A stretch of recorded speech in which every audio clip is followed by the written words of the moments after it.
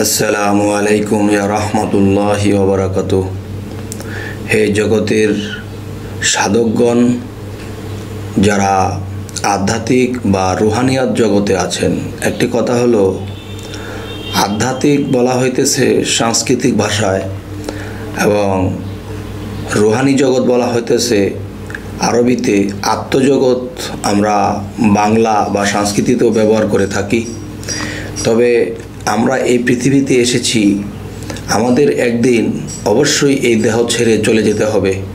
তবে দেহ ছেড়ে যে চলে যাব, দেহের মধ্যে যে আত্মা থাকে, একদিন এই দেহটা যখন মরে যাবে তখন এই দেহের মধ্যে পাপ থাকলে সেই পাপের প্রভাব আত্মা বহন করে। তাহলে সেই আত্মা যদি একদিন দেহ থেকে বের হয়ে যায় তখন সাজা হবে আত্মার। তাহলে আত্মার যে সাজা হবে, এখন আমরা এই দেহের পবিত্রতা করতেছি, এখন আমরা মৃত্যুর পরে আমাদের আত্মার পবিত্রতা করে যদি যাইতে না পারি তাহলে সেই আত্মা দোজখে জ্বলবে। তবে সেই আত্মাকে পবিত্র করতে হলে আমাদের কি করতে হবে, কোন কোন সাধনা করতে হবে, আজকে ইঙ্গিত স্বরূপ আমি শামীম আলী চিশতির বিশ্ব আধ্যাত্মিক জ্ঞান সঞ্চার দরবার শরীফ এ থেকে যে বইটি বের হলো, সেখান থেকে আপনাদেরকে সেই সাধনা সম্পর্কে আমি একটু ধারণা দেবো ইনশাআল্লাহ। তবে একটু লক্ষ্য করে শুনবেন। ৩৩ কোটি বিন্দু জলে গোসল হবে সাধন বলে, গুরু ভজন করবে যেজন সাধনারই তালে তালে।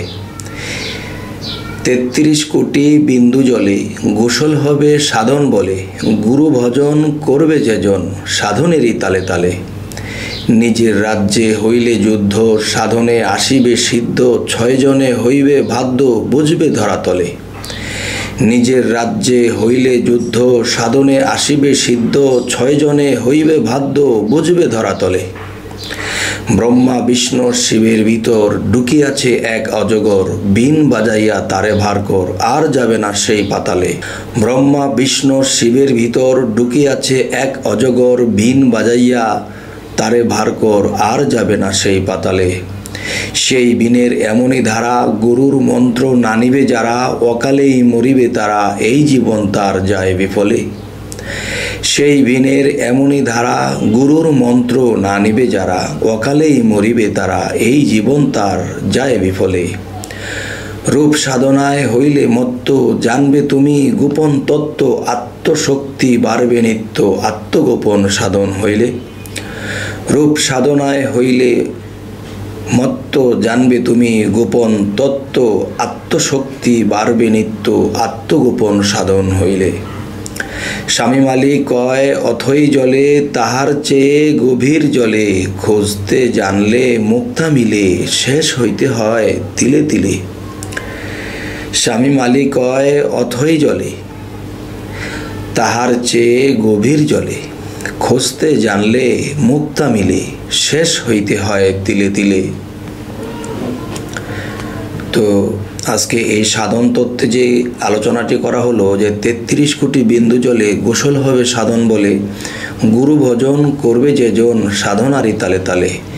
এই যে ৩৩ কোটি বিন্দু জল, সেটা কিন্তু মহাবিশ্ব ব্রহ্মাণ্ডের মধ্যেও এই ৩৩ কোটি বিন্দু জলের খোঁজ খবর রয়েছে। এখন দেখা যায় যে আমরা যে ক্ষুদ্র বিশ্ব বা ক্ষুদ্র একটা মানুষ, যে মহাবিশ্বটা গোল, মহাবিশ্ব ব্রহ্মাণ্ডটা মহা, আর আমরা মানব দেহ নিয়ে আমরা হলাম ক্ষুদ্র, এবং মহাতে যা আছে ক্ষুদ্রতে তা আছে। সেরকম একটা কথা বলা হয় যে মহাবিশ্ব ব্রহ্মাণ্ডে যাহা কিছু আছে তা আছে মানব ভাণ্ডে। তাহলে মহাবিশ্ব ব্রহ্মাণ্ডটি আমার ঘুরতে হবে না, তেমন জানতে হবে না। আমি যদি আমার ক্ষুদ্র বিশ্বটাকে চিনি, জানি এবং সাধনায় মত্ত হই, এবং সেই সাধনাগুলো হতে হবে প্রথমত রেচক, পূরক, কুম্ভক, এবং বাকিটা হলো কয়েক প্রকারের ধ্যান, এবং বাতাসে বিরাজমান থাকা যে নিজ নিরঞ্জন, তাকে যদি আমরা আমাদের করতে পারি আয়ত্ত দিন, তাহলে আমাদের এই মানব জীবন ধন্য হবে। তো সকলকে আজকে এই আলোচনাগুলো করার উদ্দেশ্য হলো যে মানুষ পৃথিবীতে বিভিন্ন ধর্মে বিভিন্ন ইবাদত, বিভিন্ন আল্লাহকে ডাকে বা বিভিন্ন নামে আল্লাহকে ডাকে, গড, ঈশ্বর, ভগবান, আল্লাহ, বিভিন্ন নামে ডাকে। কিন্তু যত নামেই ডাকুক মূলত সে একজন ব্যক্তি। তো এখন আমার কথা হলো যে আমরা এই পৃথিবীতে থেকে জন্মের পর থেকেই দেখতেছি মানুষে যে সামাজিকভাবে যে শরীয়তের ইবাদত, শরীয়তের নামাজ, রোজা বা বিভিন্ন সামাজিকভাবে যা কিছু করার যা দেখা যায় তাই করতেছে। কিন্তু দেখা যায় যে মানুষ মরিলে আত্মার বিচার হবে, আর সেই আত্মার কিন্তু আমাদের পবিত্র করা হইতেছে না। না হওয়ার কারণে কি হইতেছে? না হওয়ার কারণে আমরা প্রকৃত মানুষ হইতে পারতেছি না। এবং আমরা যদি মানব দেহ নিয়ে প্রকৃত মানুষ না হইতে পারি তাহলে মৃত্যুর পরে সে আত্মার সাজা হবে। তো সেই আত্মার সাজা হইতে আমাদেরকে বেঁচে থাকতে কি করতে হবে? যে মানব দেহের ভিতরে 33 কোটি বিন্দু জল আছে। সেই 33 কোটি বিন্দু জলকে আমরা যদি একজন কামেল মুর্শিদের কাছে যাই, তখন সেই 33 কোটি বিন্দু জলে যখন আমার গোসল হয়ে যাবে, তখন ধীরে ধীরে ধীরে ধীরে আস্তে আস্তে আমি নিষ্পাপ হয়ে যাব। যাই হোক, আজকের কথাগুলো এই জন্যই বলা হলো যে আমরা পৃথিবীতে আছি,